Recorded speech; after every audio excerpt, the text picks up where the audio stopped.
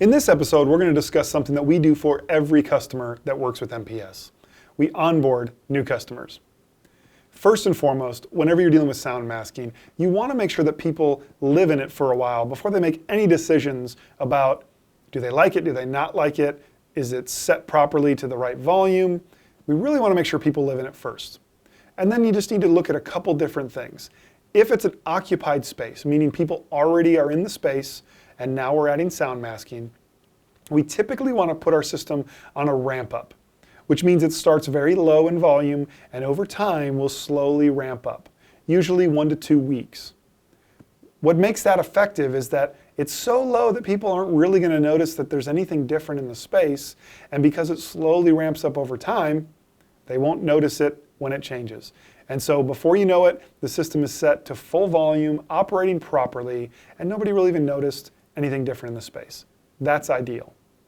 New construction is typically going to be set up to the appropriate levels. We will calibrate and commission the system and get it working properly. And so when people move in, very little needs to be done as far as a ramp up because everything's new in a new office.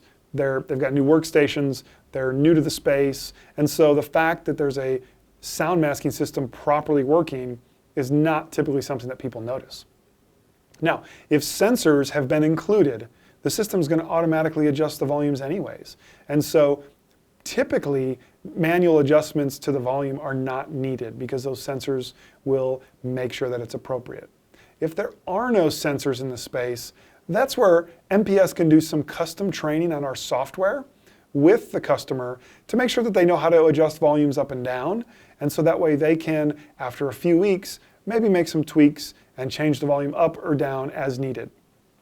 The thing to remember with any new customer that has sound masking in their space is they need to live in it for at least a few weeks, if not a few months, before they start making determinations on do they like it, is it working, and do they need to make changes to it. Oftentimes we find that people first get a system installed in their space and their immediate reaction is, I don't think it works. So we always advise them to live in it for a few weeks before we make any decisions. And 9 times out of 10 after that happens, they want to keep it and they love the way it works because over time they realize this system is doing exactly what it was supposed to do.